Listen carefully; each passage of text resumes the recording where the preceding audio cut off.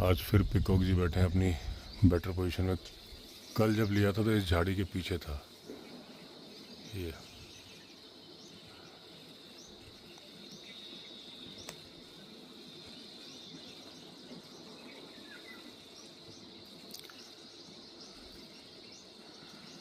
ऐसा लगता है कोई महाराजा साहब अपने सिंहासन पर बैठे हैं, दरबारियों का जायजा ले रहे हैं। ये देखिए दोस्तों, रस्सी बना रहे हैं।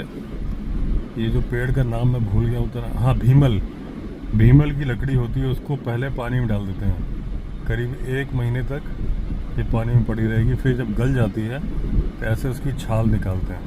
ये छाल पड़ी है, फिर ये छाल को गुथ के रस्सी बनाते हैं। फिर इसको बेचते भी हैं और अपने जानवर वगैरह बांधने के काम में भी लेते हैं। तो अभी दोस्तों जा रहा हूँ ऋषिकेश। 2 दिन से गया नहीं था, तो आज 2 वीडियो हैं अपलोड करने के लिए। स्टोरी का नहीं हो पाएगा क्योंकि स्टोरी बहुत बड़ी है, अभी कंप्लीट नहीं हो पाई। तो वीडियो भी अपलोड करना है और शमशेर ने लिस्ट दी है सामान की, क्योंकि कल कुछ गेस्ट हैं। सामान भी लेना है, जनरेटर के लिए डीजल भी लेना है। लेकिन ये सारे काम उजाला रहते ही कर लूंगा, अंधेरा होने के पहले ही वापस आ जाऊंगा।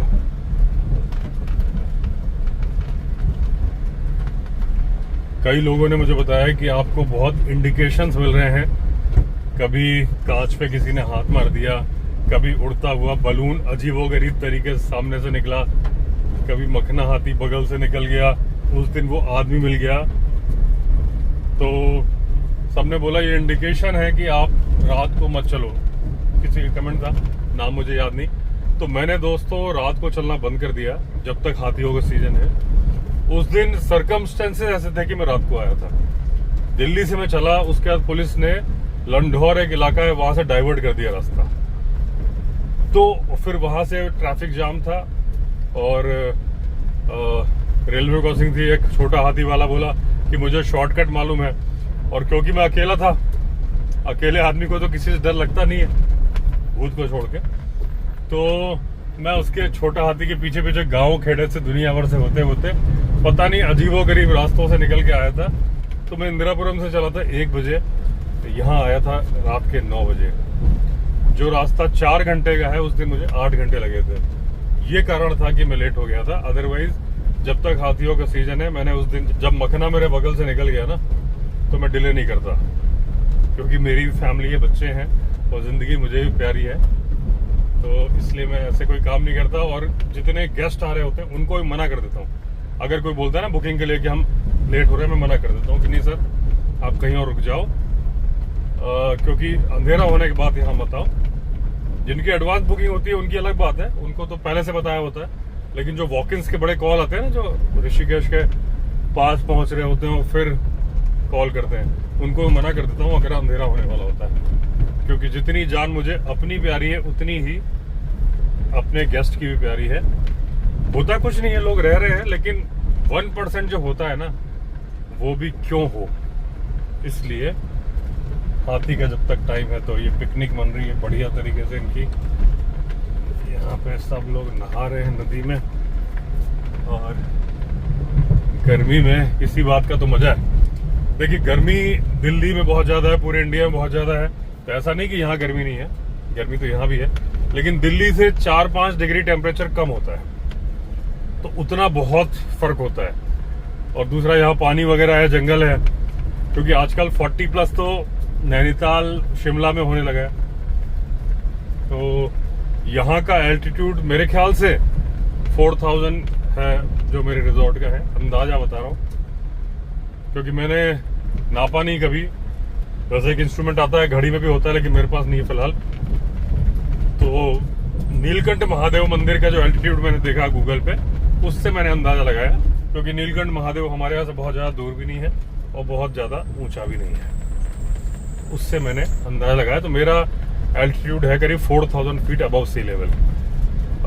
मसूरी का 6000 है, आपका शिमला का भी मेरे ख्याल से 6 या 7000 है, मनाली का भी 7000 एल्टीट्यूड।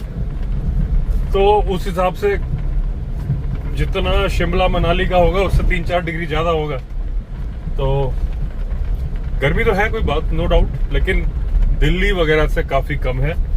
तो दोस्तों देखिए, आज डेट है 31 मई है और गाड़ी का टेम्परेचर, मतलब बाहर का टेम्परेचर दिखा रहा है 38 डिग्री सेंटीग्रेड।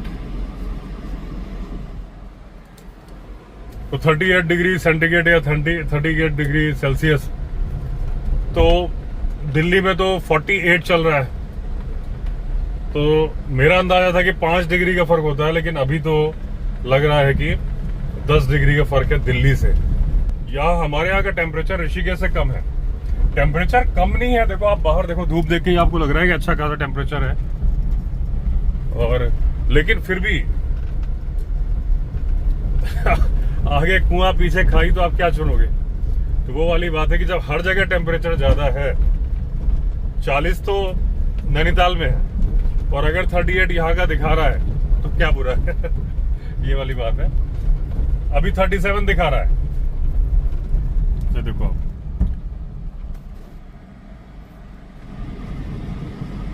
ये देखो 37 है।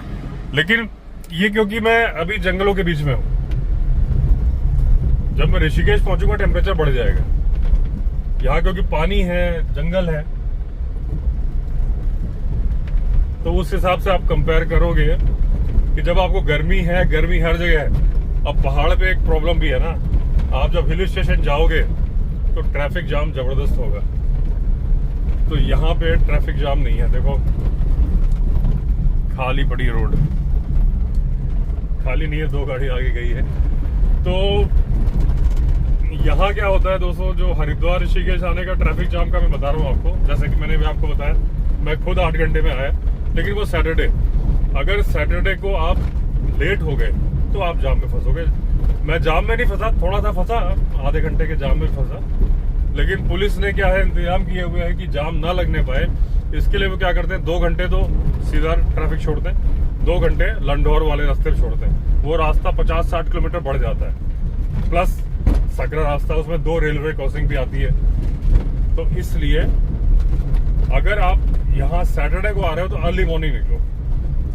दिल्ली से अगर आप आ रहे हो, यहाँ मतलब ऋषिकेश में कहीं पे भी आ रहे हो, तो आप सुबह सुबह निकल जाओगे ना, दूसरे लोगों से पहले, तो आप टाइमली आ जाओगे। हाईवे इतना बड़ा है कि उसमें जाम लगता नहीं। एक आध जगह लगता कैसे है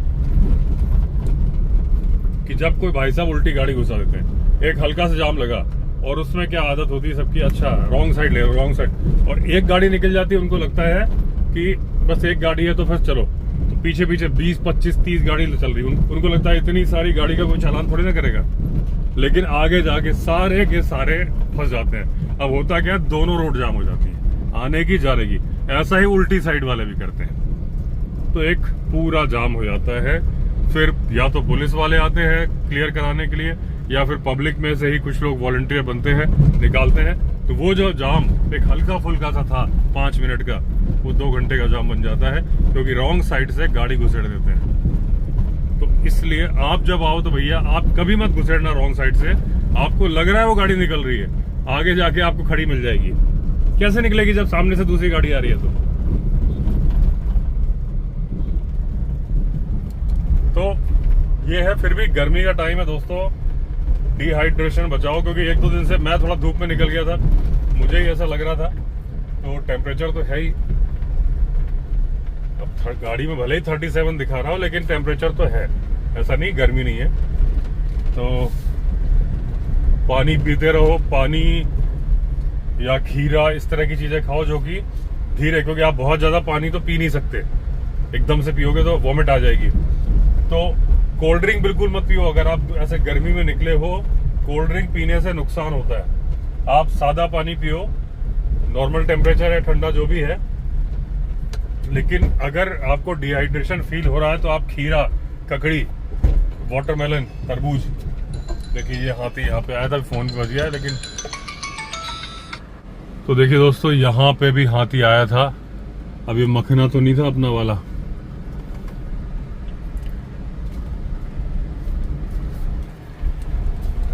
तो दोस्तों पानी पीते रहो, तरबूज, ककड़ी, खीरा खाते रहो, क्योंकि इससे पानी धीरे धीरे बॉडी में पहुंचता है तो नुकसान नहीं होता। क्योंकि सडनली अगर आपको डिहाइड्रेशन होगा, अभी मेरे फ्रेंड्स ग्रुप में मध्य प्रदेश की शायद खबर थी कि 79 लोग, जहां तक मुझे याद आ रहा है, मैं देखूंगा अगर वो क्लिपिंग मुझे मिल गई तो मैं लगा दूंगा साइड में, 79 लोग ब्रेन हेमरेज से एक ही हॉस्पिटल में एडमिट हुए। और ज्यादातर लोग का रीजन क्या था कि वो एसी से सडनली धूप में आ गए थे। तो कभी भी आप एसी से बाहर निकलो तो पहले रुको, दरवाजे के बाहर थोड़ी देर रुको, फिर बाहर जाओ। ऐसे ही जब बाहर से अंदर जा रहे हो तो एसी में एकदम सडन जाने के पहले थोड़ा सा बीच की जो जगह है वहां, जैसे जंगल में बफर जोन होता है ना, आप तो वाइल्ड लाइफ को पसंद करते हो। साइड दे दूं गाड़ी को। अब देखिए, मैंने कल जो वीडियो शूट किया था, जब ये वीडियो आएगा उसके पहले आप देख चुके होंगे वीडियो, तो उसमें मैंने बताया था कि हाथी जो खाता है वो फाइबर खाता है। हाथी का जो गोबर होता है जलता बहुत अच्छे से, क्योंकि उसमें फाइबर ही फाइबर होता है, इसीलिए हाथी को प्यास ज़्यादा लगती है। अब ये देखिए, टोटल जो टहनी खाता है वही इसमें है।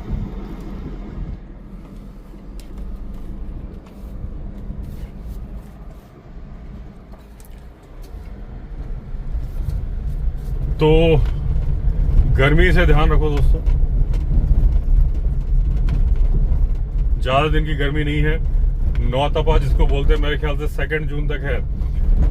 आप लोग को सब आजकल तो खैर अखबार में छपता, सबको मालूम होगा, लेकिन नौतपा का हमें मध्य प्रदेश में बहुत ध्यान रखना पड़ता था। हम लोग ट्यूशन वगैरह जाते थे तो पीएमटी वगैरह की ट्यूशन होती थी ना, गर्मी में भी होती थी, तो प्याज रख के जाते थे पॉकेट में। लॉजिक आपको समझ में नहीं आएगा, लेकिन कुछ तो लॉजिक था। कैप लगाते थे, कैप के नीचे गमछा बांधते थे उसमें, ताकि कान कवर रहे, लू ना लगे। क्योंकि वहां तो उस टाइम पे मुझे याद है कि पापा को किसी ने गिफ्ट में दिया था एक टेम्परेचर नापने वाला, तो वो हमने विदिशा में अपने आंगन में लगाया था, तो 48 डिग्री बहुत पहले आया था। तो अभी दिल्ली में खबर आई कि 52 डिग्री हो गया। मुझे नहीं लगता, तो उस बात की जांच करने के भी ऑर्डर हुए। मुझे लगता नहीं कि 52 हुआ होगा, कुछ सर्कमस्टेंसेस रहे होंगे। अगर 52 हो गया होता ना, बहुत सारे लोगों की तबीयत खराब हो गई होती। तो लेकिन जैसलमेर वगैरह बॉर्डर वगैरह 55 होता है, लेकिन वहां का तो नज़ारा ही अलग होता है। मेरा जो एक्सीडेंट हुआ था ज़ाइलो, जो मैंने बताया ना 6 महीने पहले खरीदी थी, 12,000 किलोमीटर चली हुई गाड़ी टोटल लॉस हो गई थी। मैंने अपने एक दोस्त को चलाने के लिए दे दी थी, तो मेरी पूरी फैमिली थी। तो भगवान की दया से बच्चों को बिल्कुल खरोच नहीं आई थी, वाइफ को चोट आई थी, लेकिन ठीक ज़्यादा बड़ी नहीं, पैर में आई थी थोड़ी। मेरा सिर थोड़ा फट गया था पैर में, शायद हेयरलाइन फ्रैक्चर था जिसका कभी इलाज नहीं हुआ। क्योंकि मैं सब लोगों, मेरे father in law mother in law को काफ़ी चोट आई थी, काफ़ी टाइम तक बेड पे रहे थे। तो उन सब लोगों को मैं लेके आया था ना, तो मैंने खुद का इलाज नहीं कराया था, तो वो अपने आप ही ठीक हो गया। तो वो दिन था 25 जून, और उस दिन में पाकिस्तान बॉर्डर से, जो आपने सुना होगा ना, वो मंदिर एक है, नाम मैं मिस कर गया, जहां पे पाकिस्तान ने बम गिराए थे, लेकिन बम फटे नहीं थे। बॉर्डर पिक्चर की शूटिंग भी वहीं हुई थी। तनोट माता, तनोट राय। तो तनोट माता के मंदिर से मैं लौट रहा था, तो अपने दोस्त को चलाने के लिए दे दी थी, क्योंकि मुझे आगे जाना था। तो नींद आ रही थी बहुत ज्यादा, क्योंकि रात 3 बजे उठ के हम गए थे। तो ये वही जगह है दोस्तों, कटी घाटी और काली नदी वाली जगह, जहां वो आदमी मिला था। तो एक अभी जो बात बता रहा था, इसमें भी एक थोड़ा सा पैरानॉर्मल एंगल है, वो मैं आपको बता देता हूँ। कि क्योंकि मुझे दाल बाटी चूरमा खाने का बहुत शौक था, तो मेरा दोस्त था, मैं उसका नाम नहीं बोलूंगा क्योंकि वो कैंप ओनर था, लेकिन क्योंकि वो गाड़ी चला रहा था तो ठीक नहीं है बोलना। तो आज भी अच्छे संबंध है, आता है मेरे ऑफिस में। तो उसका रेस्टोरेंट था जैसलमेर के किले के पास में। तो पहले तो हम उसके कैंप गए, सम में जो कैंप थे वहां गए शाम के टाइम पे। तो कैंप तो हटे हुए थे, लेकिन प्लेटफॉर्म वगैरह बने थे। फिर रात को डिनर का इंतजाम उसने किया था अपने रेस्टोरेंट में। तो मैंने कहा भाई दाल बाटी चूरमा खिलाओ, बोला ठीक है। तो वैसे राजस्थान में बनता नहीं है जून के महीने में दाल बाटी चूरमा, सर्दियों में ज्यादा बनता है, लेकिन उसने स्पेशली बनाया। तो मैं, वाइफ, दोनों बच्चे, बेटा तो मेरा 1.5 साल का था उस टाइम पे, तो और father in law mother in law, तो उसके रेस्टोरेंट के सामने ही जाइलो खड़ी की थी नीचे, वो फर्स्ट फ्लोर पे रेस्टोरेंट था। तो जब हम खा रहे थे रात के 11-12 बज गए थे, और एक कुत्ता बिल्कुल जाइलो के सामने बोनेट की तरफ मुंह करके रो रहा था, बार बार रो रहा था। और वो मेरा दोस्त था, उसने अपना एक आदमी भेजा कि भगाओ इसको, भगाया, फिर वो आके गाड़ी की तरफ मुंह करके रो रहा था। आप यकीन मानो, मैं जो बता रहा हूँ ना, बिल्कुल कोई मिर्च मसाला नहीं है। और क्योंकि जब इतनी बड़ी बात और माता रानी ने हमें बचाया, तो मैं कैसे झूठ बोल सकता हूँ। तो वो बिल्कुल फेस करके रो रहा था। अब उसके बाद में तनोट राय माता मंदिर जाना था, तो ये था कि भाई सुबह सुबह जाना है, क्योंकि उसी दिन मुझे बीकानेर में निकलना था, क्योंकि मेरा नाइट हॉल्ट बीकानेर में था। तो 3 बजे उठे और वहां से फिर हम तनोट राय गए। तब तो गाड़ी मैंने ही चलाई। फिर तनोट राय में दर्शन करके फिर जो वो मेरा दोस्त था, उसके एक रिलेटिव थे जो कि पुलिस में सब इंस्पेक्टर थे, उनको लेके गया था, क्योंकि बॉर्डर तक ऐसे नहीं जा सकते थे, परमिशन चाहिए थी। तो उनको बिठाया हुआ था। फिर आगे हम गए बॉर्डर पे जवानों से मिले। अपने जो मचान है उस पर चढ़ के मैंने देखा सामने पाकिस्तान का वो पत्थर दिखा, और उसके अलावा पाकिस्तान की चौकी भी दिखी। तो हमारी तरफ तो पूरे फेंसिंग थी और वहां पर फेंसिंग नहीं थी।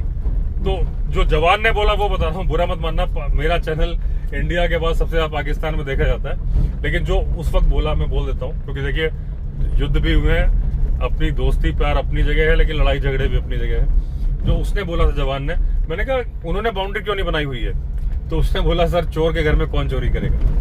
तो बोला तो जो यहाँ हमारे यहाँ फेंसिंग थी और हमारे यहाँ पानी की सप्लाई भी थी, पूरा सेना का सिस्टम था, खाना पीना सब ट्रक आके देते थे। और वहां उन्होंने बताया कि जो वो पोस्ट खाली थी सामने दिख रही थी, वो बोले कि वो पाकिस्तान सेना का जवान गधे पे आता है राशन पानी लेके 6-7 दिन का, या जो भी 4-5 दिन का रहता है, खुद खाना बनाता है, फिर लौट जाता है, फिर दूसरा ड्यूटी पे आता है 1-2 दिन बाद। इस तरीके से चलता है। ये कोई बुरा मत मानना, जो बताया था मैं बता रहा हूँ, इसमें कोई लाग लपेट नहीं। बिल्कुल मैं जब मैंने बोला एकदम सच बोल रहा हूँ तो सच ही बोल रहा हूँ। फिर वहां मैंने कुछ फोटोग्राफ भी लिए, सब लिए। और उसके बाद फिर मैं जब लौटे तो हम आए, तो वो जो सब इंस्पेक्टर थे उनका घर बीच में ही था।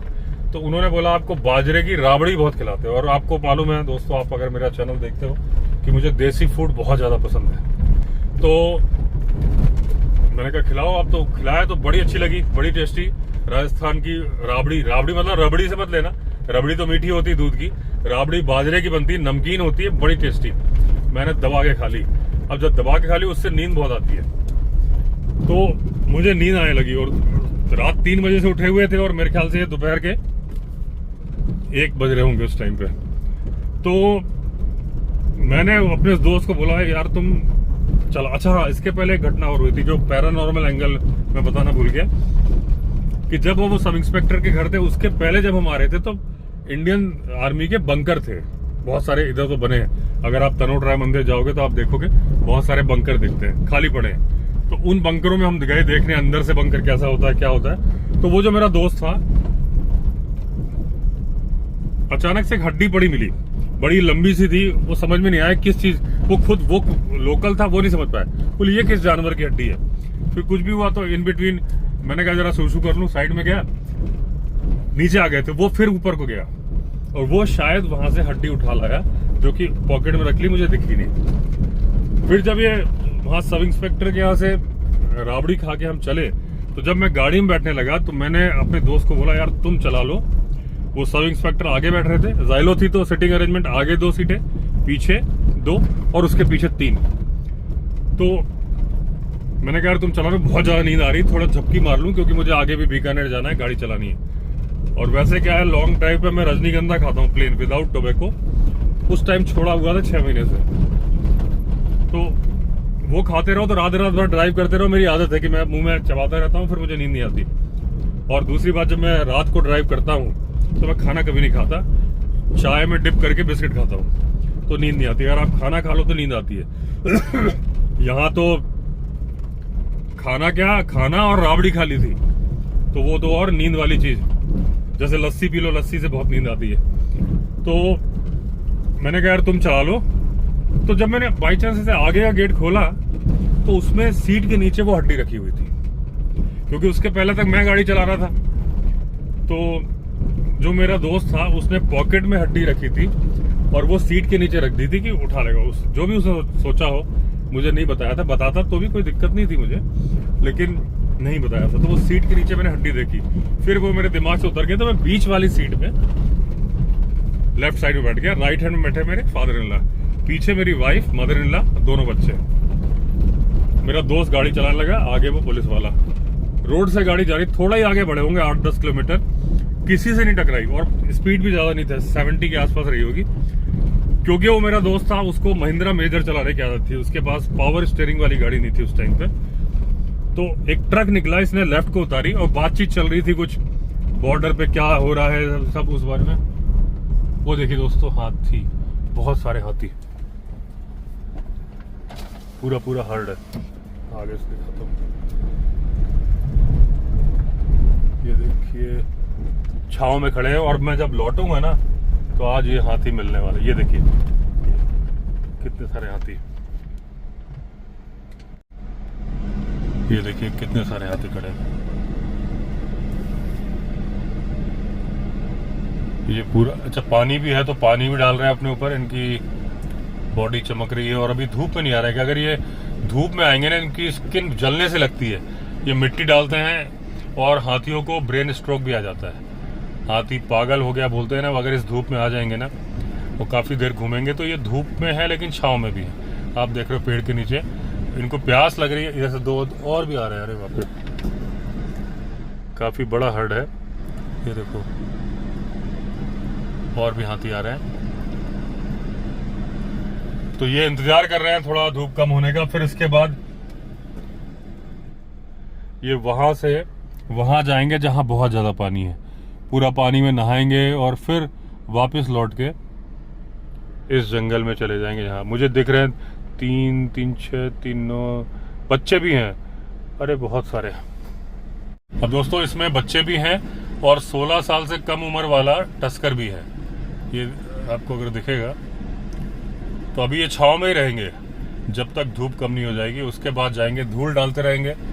और उसके इन्होंने पानी भी डाला हुआ है क्योंकि पानी है वहाँ पे, लेकिन ये रहेंगे यहीं पे। और उसके बाद अच्छा देखिए, ये हाथी हैं और वहाँ पे लेबरर्स काम कर रहे हैं। अगर आपको यहाँ आदमी नजर आएगा, क्योंकि वहाँ एक रिटेनिंग वॉल बन रही है, वहाँ आदमी खड़ा है और ये हाथी खड़े, इतने पास पास खड़े आ रहे हैं। इधर कोई आ रहा है लेकिन अभी ज्यादा आएंगे नहीं, अभी धूप है। ये आएंगे 4 बजे के बाद। अभी टाइम हो रहा है 2:46। अभी वहीं रहेंगे ये। इतना है कि आज शाम को कुछ जरूरत से ज्यादा अलर्ट होकर आना पड़ेगा। हर्ड से प्रॉब्लम नहीं है, सडन एनकाउंटर ना हो तो हर्ड कुछ नहीं करता, लेकिन इनके पीछे पीछे टस्कर भाई साहब ना आ रहे हो या फिर अपना मखना भाई ना आ रहा हो। तो दोस्तों मैं बता रहा था कि वो फिर जो मेरा दोस्त चला रहा था, तो एक ट्रक आया, ट्रक से बचाने के लिए उसने रोड से थोड़ा नीचे उतारा, मतलब एक टायर नीचे उतारा, एक टायर ऊपर ही था। तो गाड़ी थोड़ी ऐसे लहराई, तो वो जो सब इंस्पेक्टर था उसने बोला देखा संभाल के। उसने एक बार चढ़ाई और दूसरी बार चढ़ाने के लिए जो मेरे दोस्त ने ऐसे कहीं टकराई नहीं गाड़ी। और मैंने देखा गाड़ी पलट रही, मैंने पीछे की सीट जो ये वाली सीट होती, मैं यहाँ बैठा था, ये पकड़ ली और मेरे आंखों के सामने गाड़ी पलट रही है और आवाज आ रही धाड़ धाड़ धाड़ धाड़ लोहे के जमीन में रगड़ खाने की। और उसके बाद मुझे लगा कि अब मैं मरने वाला हूँ, अब मरने वाला हूँ, कुछ मेरे सिर पर टकराएगा। अचानक देखा तो गाड़ी उल्टी खड़ी हो गई, मैंने देखा अभी जिंदा हूँ। तब तक मुझे चिल्लाने की आवाज आ रही थी कि मेरा पैर मेरा पैर। वो मदर इन लॉ की आवाज थी, उनका पैर दब गया था, मेरा पैर भी दब गया था। मैंने खींचा तो जूता फंसा रह गया, पैर बाहर निकल आया और मेरे यहाँ लेफ्ट हैंड साइड से खून ही खून गिर रहा था। मैं बाहर निकल के आया तो मेरी बेटी पीछे की विंडो, गाड़ी उल्टी खड़ी थी, उससे निकल के आई और मेरी वाइफ आंख खोल के बेहोश पड़ी हुई थी और 1.5 साल का बेटा उसके बगल में पड़ा था। हुआ यह था कि उसने अपनी गोदी में बच्चे को बिठाया हुआ था। जब अचानक गाड़ी पलटी तो वो ऐसे कोहनी लॉक लग गई और वो वाइफ के साथ ही बेटा बाहर गिरा। तो बेटा होश में था, उसको कोई चोट नहीं। फिर सडनली हुआ क्या कि गाड़ी स्टार्ट खड़ी थी तो इंजन ऑयल कहीं गया होगा इंजन के अंदर, तो अचानक से जोर से गाड़ी आवाज करने लगी, हूं करके, जैसे एक्सीलेटर बहुत तेज कर दिया। अच्छा, मैं मशीन की तरह काम कर रहा था तो मुझे लगा कि गाड़ी फटने वाली है। वाइफ से बोलूं तो वो कोई जवाब भी नहीं दे रही, आंख खोल के पड़ी थी। तो मैंने दोनों बच्चों को उठाया और दूर ले जाके बिठाया, जो गाड़ी फटे तो रेंज से बाहर। फिर मैं आया और 25 जून की राजस्थान की गर्मी, ये सारे घटनाक्रम मुझे गर्मी की बात से याद आया है। तो सांस भी नहीं आ रही ठीक से, ऐसा लग रहा है कि पानी प्यास, मतलब अजीबोगरीब लग रहा था। फिर वाइफ को मैंने उठाने की कोशिश की तो मुझसे उठी नहीं, क्योंकि मैं हाँफ रहा था, मतलब सांस ही नहीं आ रही थी मुझे। तो मैंने पैर पकड़े और वाइफ को घसीटता ले गया मैं दूर। तब तक मैं बस वाली, एक बस ने देख ली, धुआं देख लिया, तो वो आए। फिर मुझे आवाजें सुनाई दे रही थी, जय बजरंग बली, जय बजरंग बली। वो लोग क्या है, गाड़ी को सीधा करने की कोशिश कर रहे थे। मुझे कुछ समझ में नहीं आ रहा था, मतलब कुछ दिखाई नहीं दे रहा, ऐसा जो मेरे मेमोरी में है। तो एक आदमी ने 108 नंबर को फोन किया और बोला कि यहाँ आ जाइए, एक्सीडेंट हुआ, एक कैजुअलिटी है और बाकी लोग घायल हैं। तो मैंने उसकी तरफ देखा, मैंने कैजुअलिटी कौन है भैया, तो उसने कोई जवाब नहीं दिया। तो वो मेरी वाइफ के लिए बोला था, क्योंकि वो आंख खोल के पड़ी थी ना, ऐसा लग रहा था कि डेथ हो गई उसकी। तब तक मैं 1-2 बोलेरो भी रुक गई, तो सब लोगों ने उठाया, गाड़ी सीधी हो गई तो निकाल लिया। तो बोलेरो कैंपर थी जिसमें हमें बैठाया, तो मैं आगे बैठा बच्चों के साथ, वाइफ को पीछे की सीट में लेटाया, एक आदमी साथ बैठा। तब तक मैं अपनी वाइफ को उठाने की कोशिश कर रहा था। तो सबसे पहले तो मैंने देखा मेरे बेटे के माथे पे खून। अरे मैंने कहा इसको, तब देखा हाथ से तो मेरा खून जो टप टप टप गिर रहा था ना, वो मेरे बेटे के माथे पे गिर गया था। उसको कोई चोट नहीं थी, बेटी को भी नहीं। बेटी ने पहला सवाल किया, छोटी सी थी, मेरे ख्याल से 6 साल की रही होगी। तो वो बोली कि पापा आपने उन अंकल को गाड़ी चलाने को दी ही क्यों, ये उसका सवाल था। और तब तक मैं देख रहा हूँ कि फादर इन लॉ के बाल पूरे व्हाइट थे, वो पूरे लाल थे, खून से सने हुए। उनको लोग उठा के ला रहे हैं और वो पीछे जो कैंपर का डाला होता है ना, उसमें लेटा है। तब तक मैं एम्बुलेंस भी आ गई थी। तो वाइफ के लिए मेरे आदमी ने, वो जो आदमी था ना बैठा पीछे, उसने बोला इनको वो कोई टेंशन नहीं, इनके पैर में चोट है। देखा तो उसके घुटने के पास में इतना बड़ा छेद था जैसे टेनिस की बॉल घुस जाए। तो वो तब तक होश में आ गई थी, पूछ रही थी क्या हुआ क्या हुआ। तो मैंने कहा चलो ठीक है। फिर एम्बुलेंस रास्ते में आई तो वहां बिठाया। तब मुझे ऐसा फील होने लगा कि अब मुझे हार्ट अटैक आ रहा है। तो और बिल्कुल सांस नहीं आ रही, एकदम अजीबोगरीब, और गर्मी के दिन ऐसा लग रहा है। तब जो ये हम लोग जो व्हाट्सएप पे दोस्तों मैसेज फॉरवर्ड करते हैं, हालांकि उस टाइम पे व्हाट्सएप नहीं होता था, ये बात है 2010 की, 25 जून 2010। तो व्हाट्सएप तो 2012 या 13 में आया, लेकिन एसएमएस फॉरवर्ड होते थे, ईमेल पे फॉरवर्ड आते थे। तो ये फॉरवर्ड मैंने देखा था कि अगर आपको कभी लग रहा हो कि हार्ट अटैक आ रहा है तो जोर जोर से खांसी है। वो बात मुझे याद थी, मैंने बहुत खांसा, मतलब ऐसा भी लग रहा था वॉमिट आ जाएगी। फिर मैं एम्बुलेंस में आगे बैठा, wife, mother in law, father in law पीछे, और वो सब इंस्पेक्टर भी आगे। सब इंस्पेक्टर की रिब्स में काफी चोट आई थी। वो बोल रहा है कि उसका गाड़ी वाले के नंबर नोट किया रहे। मैंने कहा नंबर नोट करने का कहाँ टाइम है यार, पहले जान बचाए। फिर वो मेरा दोस्त, उसने बहुत सारे लोग जमा कर लिए थे खून देने के लिए, जो मेरा लोकल दोस्त था ना, तो उसके सारे दोस्तों को बुला लिया था। गवर्नमेंट हॉस्पिटल गए तो खून वून की जरूरत नहीं आई। लेकिन तो फिर मैंने, वो मेरे दोस्त ने इंतजाम किया, एम्बुलेंस ढूंढते रहे, मिली नहीं। तो एक इनोवा, एक इंडिका मंगाई, इनोवा की सीटें निकाली, mother in law, father in law को उसमें लेटाया। वाइफ को जब इंडिका में बिठाने लगे, देखा वो नॉन एसी है। अब जून के महीने में घाव, तो वाइफ को आगे की सीट पे बिठाया, सीट बेल्ट लगा के, थोड़ा सीट डाउन करके। फिर दोनों बच्चों को लेके इंडिका में मैं बैठा नॉन एसी में। रात को चले, और रात चलते चलते फिर हम दिल्ली आए दोपहर तक। फिर जो अपना ये कड़कड़डूमा वाला कैलाश हॉस्पिटल है, वहां एडमिट कराया। तो मेरे पास इतना टाइम ही नहीं था, पुलिस की फॉर्मेलिटीज भी करी। फिर दोनों बच्चों को मैं संभाल रहा हूँ। बच्चा बहुत छोटा था, 1.5 साल का, और उसी ट्रिप पे उसने आम खाना शुरू किया था। उसके पहले वो ये दूध वगैरह लेता था, तो आम और मैंगो शेक बनवा के मैं पिलाता रहा उसको। तो बार बार हॉस्पिटल जाऊं, इधर ये भर्ती है, इधर ये भर्ती है, पुलिस की फॉर्मेलिटीज कर के। तो मैंने फिर अपना इलाज नहीं कराया, टाँके तो लग गए थे मुझे वहां पे। फिर टाँकों को मैंने खुलवाया वहाँ कैलाश में, दोबारा दिखवाया मैंने, भाई इसके अंदर कुछ रह ना जाए। तो बाद में मालूम चला, अच्छा वाइफ, मम्मी पापा आ गए थे भोपाल से। उस टाइम पे मम्मी पापा भोपाल में थे, तो बच्चों को लेके घर चले जाते थे। तब मैं निर्माण विहार में रहता था, तो मैं वाइफ के साथ हॉस्पिटल में ही रुकता था रात को, जो अटेंडेंट वाली सोफा होता है उस पर। बाद में जब इंश्योरेंस चेक किया गाड़ी का, तो मालूम चला कि गाड़ी का जो इंश्योरेंस था कि अगर मैं 24 घंटे एडमिट हो गया होता व्हीकल ओनर तो मुझे 2 लाख रुपए मिलते मेजर एक्सीडेंट में। और मैं हॉस्पिटल में 3-4 दिन था, रूम में ही था, लेकिन मैंने खुद को एडमिट नहीं कराया था क्योंकि मुझे बार बार बाहर भी जाना पड़ता था। तो मैंने कहा सही है। तो ये घटनाक्रम आपको मैंने सुनाया इतना, बिल्कुल एक एक इंच एक एक बात सही है और मुझे याद अचानक से आ गई। मैंने इतने सालों तक तो बताई नहीं थी। ये बताया था कि मेरा नई जाइलो एक्सीडेंट हो गई थी। फिर 25 जून को ये एक्सीडेंट हुआ था और मैंने स्कॉर्पियो खरीदी थी 5 अगस्त को। तो ये गर्मी से बातें याद आई मुझे, सारी बातें टेम्परेचर से। तो सारी बातों का सार ये है दोस्तों, पानी पीते रहो, डिहाइड्रेशन बिल्कुल मत होने देना। मुझे डिहाइड्रेशन हो गया था उस टाइम पे भी। और कभी कभी ये जो मैसेजेस फॉरवर्ड होते हैं ना, कभी कभी हमारी लाइफ बचा लेते हैं। शायद मेरी लाइफ उस दिन वो जो मैंने खांसा, हो सकता है क्योंकि जो मैंने सब देखा था और जो जितना मैं परेशान हो रहा था, चोट भी लगी थी, क्या पता वो हार्ट अटैक आ रहा हो जो खांसने से रुक गया।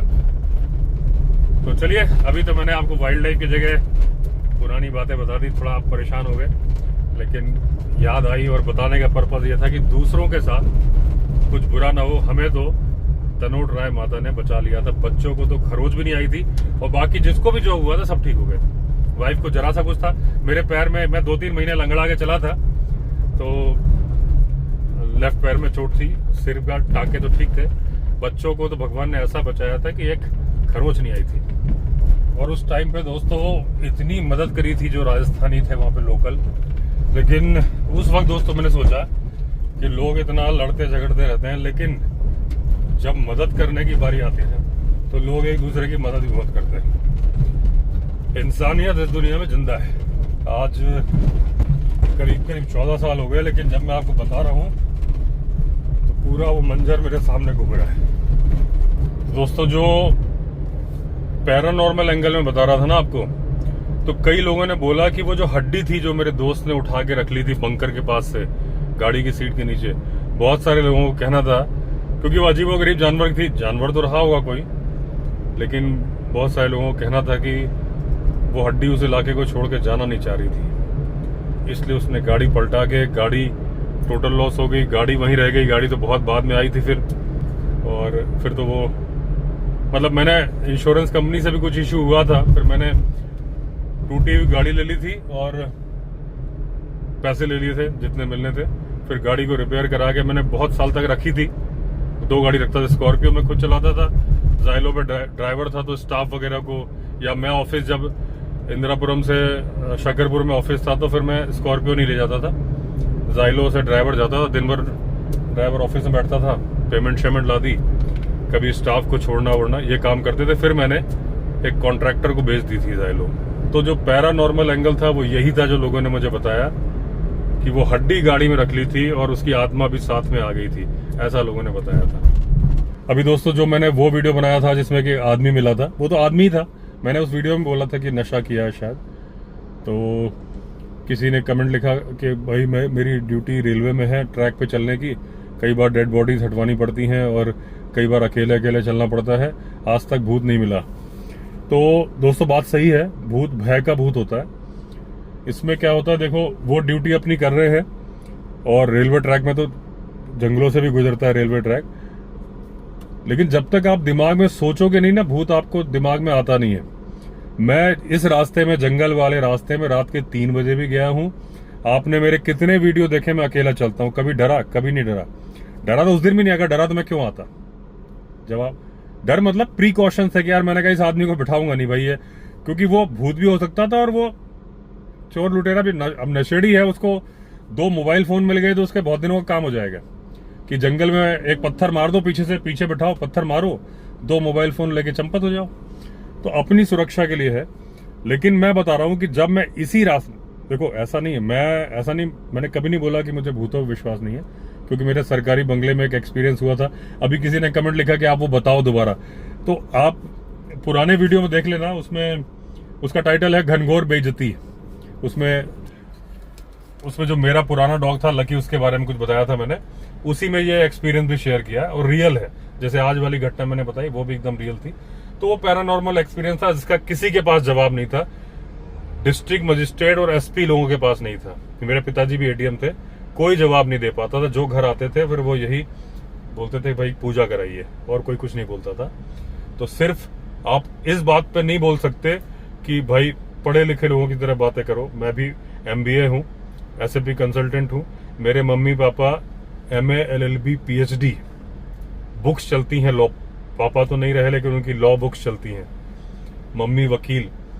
इतने पढ़े लिखे आदमी जब यकीन करने पे आ गए तो कुछ ना कुछ बात थी। वो आप देखना वो वीडियो। तो जब तक आपको नहीं मालूम होता, डर नहीं होता, तब तक कुछ नहीं होता। जब कुछ कोई बता देता है तो आपके मन में वो थॉट्स आने लगते हैं। तो इस वजह से मेरे मन में वो थॉट्स आने शुरू हो गए कि लोगों ने बता दिया। वरना इसी रास्ते में तो मैं 12 सालों से चल रहा हूँ। पैदल भी गया हूँ, 3 बार पैदल गया हूँ उस रास्ते पे। रात नहीं, पैदल तो दिन में गया हूँ। तो ये होता है एक्सपीरियंस का। तो जरूरी नहीं कि आप इस बात को मानो कि भाई होते हैं। थोड़ा सा प्रिकॉशन ले लो तो कोई बुराई भी नहीं है, ये वाली बात है। तो चलिए दोस्तों, इसमें तो बस एक्सपीरियंस ही से एक्सपीरियंस शेयर कर दिए मैंने इस वीडियो में। तो चलिए, अगर आपने चैनल सब्सक्राइब नहीं किया तो चैनल सब्सक्राइब कर लीजिए। फिर मिलते हैं, तब तक के लिए all the best. Vande Mataram.